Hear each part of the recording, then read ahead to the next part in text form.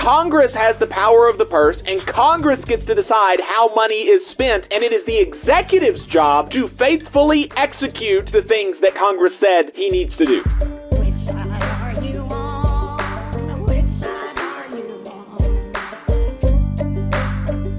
on? I wanted to start with a recap of where we are with some of the federal worker stuff. Folks will obviously remember that the Trump administration has embarked on a campaign to get rid of as many probationary workers from the federal government as possible.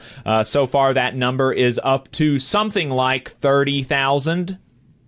And there were 2 court orders making the administration rehire those probationary workers at most agencies because the courts found in both venues, both in Maryland and California, that the administration had fired the employees illegally. That's a common misconception about probationary employees within the federal government. The misconception is that they have zero rights and they can be fired for any reason or no reason at all. And that is simply not true. It is easier to fire probationary employees within the federal government, but there are not no rights for probationary federal workers. And the standards that have been set by Congress is that probationary employees, if they are let go, it must be for cause. It must be for cause. And the way that the administration has done this is that they said that all of these probationary employees were terminated because of poor performance. And there's no evidence given for that. There's lots of evidence to counter that assertion, lots of evidence attesting to the fact that this was just willy-nilly, that there was no attempt to assess the performance of these probationary employees, and that they just wanted to get rid of them. They wanted to do a reduction in force without going through the procedures of a reduction in force, which Congress has put in place. And a lot of people are talking about Article 2. The chief executive is he's the chief of the executive branch. He can do whatever he wants within the executive branch. And I feel like I'm going a little bit crazy because there is an article before Article 2, and that is Article 1. And Article 1 states that Congress has the power of the purse, and Congress gets to decide how money is spent, and it is the executive's job to faithfully execute and faithfully do the things that Congress said he needs to do. Right? And so I feel like I'm going crazy. People talking about Article 2, as if it's actually Article 1, and there's nothing else after it. It's like a one and only article. Article 2, that's the only thing happening within the Constitution, and that's not so. Congress has said there are reduction in force procedures. Congress has said that probationary employees must be terminated for cause. And so courts in Maryland determined that these firings were illegal. The cases in Maryland were brought by attorneys general of states, and their standing claim was basically that this is going to overwhelm the unemployment systems within their states. The one in California, this was brought by AFGE and several nonprofit organizations. And the standing claim in California was actually based on the nonprofit organizations. I read the ruling, a couple of the actual court cases yesterday, and I was surprised that the standing in the California case was based on the nonprofit organizations, not AFGE as a representative organization. So I don't know exactly why the attorneys decided to go with that theory of standing rather than AFGE as a union. But the theory of standing for the nonprofit organizations is that, there were contracts with the government and there were services that the government provided that's going to be, it's going to be more difficult for the government to do now that there are less probationary employees. And so that was the theory of standing. It was granted in the initial court cases. And in California, the Supreme Court overruled the California court and said that these nonprofit organizations, in fact, do not have standing. And so now there is an attempt to establish AFGE's standing in this case. So that's gone back down to the lower court. It's not over yet, and the Supreme Court did not rule on the merits. They only ruled on standing. And so, we'll see where that goes. But that's back down in California, and AFGE is trying to argue that they have standing now. In Maryland, a court of appeals above that court, not the Supreme Court, but a court of appeals, also said that the attorneys general do not have standing, and they kicked that back down. And so now these orders to rehire probationary employees are officially void, even though, again, no ruling on the merits. There has been no ruling overturning the merits of these court cases.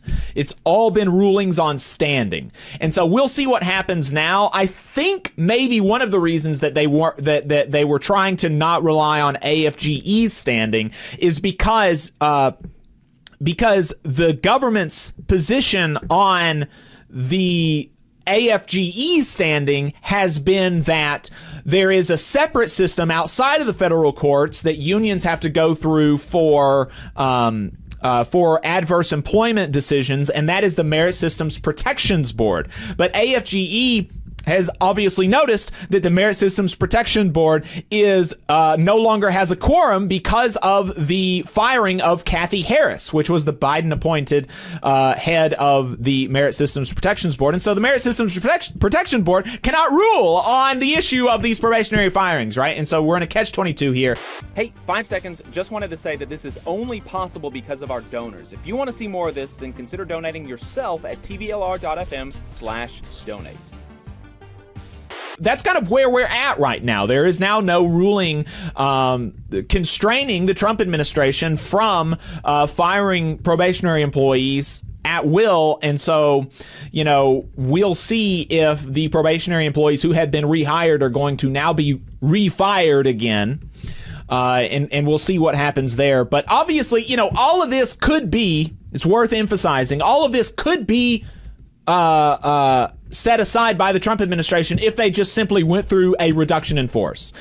Congress has put forward a way for them to do that, and they can do that.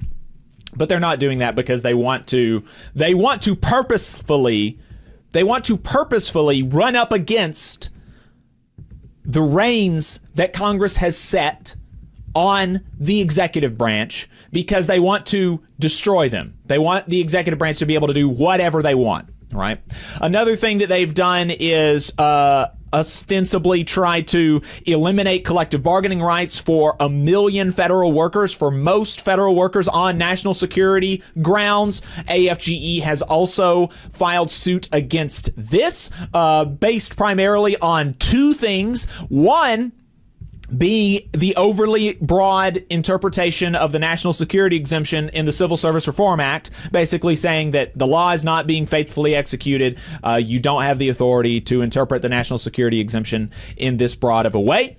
And two, that this is retaliation for the union's First Amendment protected speech. Basically that, if the union had not been, the union is arguing that the Trump administration is only doing this in retaliation against the union. Like if the union had been less publicly critical of the Trump administration, then they wouldn't be doing this. And, the Trump administration all but admitted that in their fact sheet where they said that federal unions are, quote, waging a war or attacking the Trump administration, and the Trump administration is not going to abide that. And so, very clear, obvious arguments there on both things. And that's where we are kind of legally.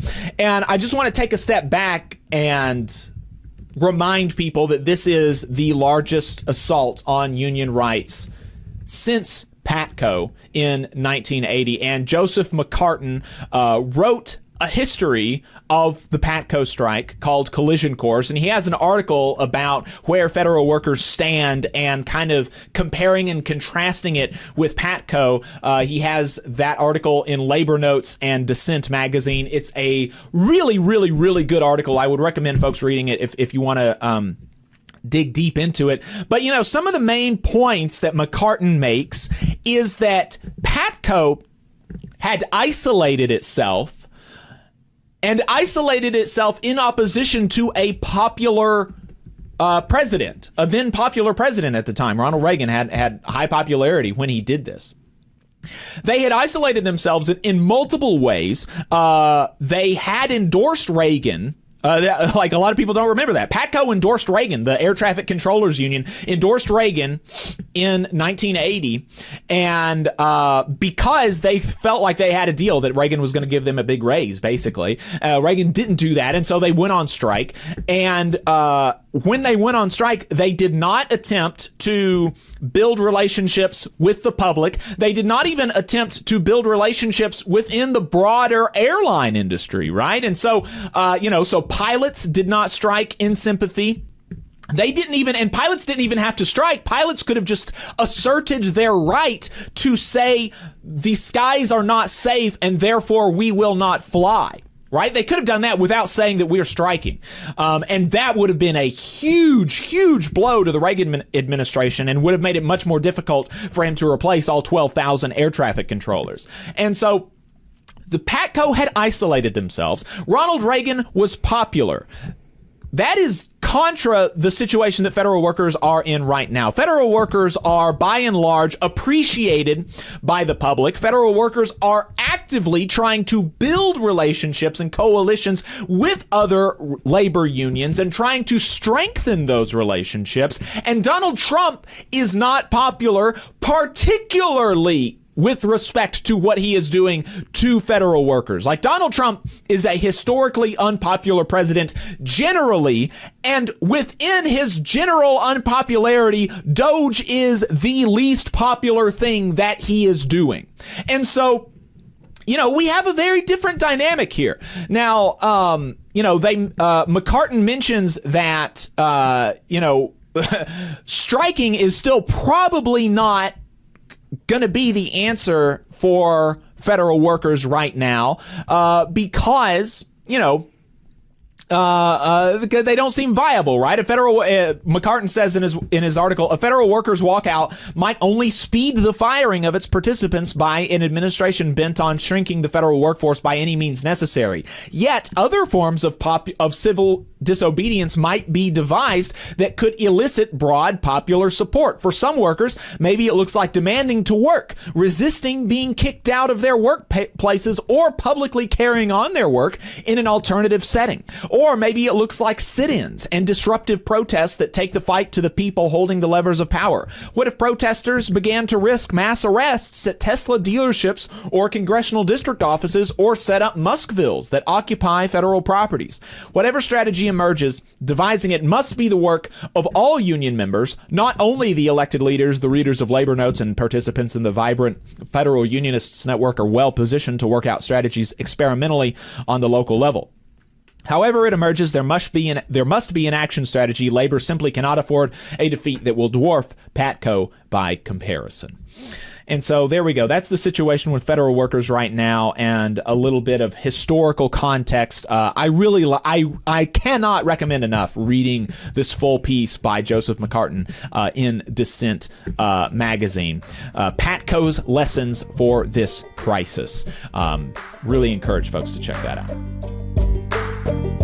You just saw a clip from the Valley Labor Report. We are live every Saturday morning from 9:30 a.m. till 12:30 p.m. And we pride ourselves on keeping all of our content free to everybody so that we can talk to as many working folks as possible. If you support the work that we're doing, you think that it's important, you think that it's good, then consider making a monthly contribution to the project, and you can do that on our website, tvlr.fm.